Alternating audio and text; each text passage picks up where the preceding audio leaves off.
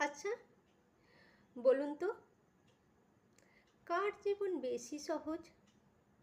যে বাইরে কাজ করে, রোজ বাইরে লড়াই করে, আর এক রাস ক্লান্তি নিয়ে ঘরে ফেরে, তার? নাকি যে ঘরের ভিতরে 24x7 কাজ করে আর প্রত্যেকটা মুহূর্তে গুমড়ে গুমড়ে মরে, তার? বলতে পারবেন কম্পেয়ার করে কার জীবন বেশি সহজ?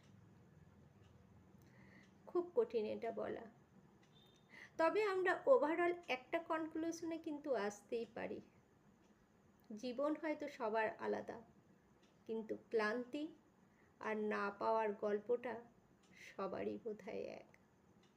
কণ্ঠে ও কলমে আমি সমাজশীল। আমার এই মন্তব্যের সাথে কারা কারা সহমত জানাতে ভুলবেন না কিন্তু।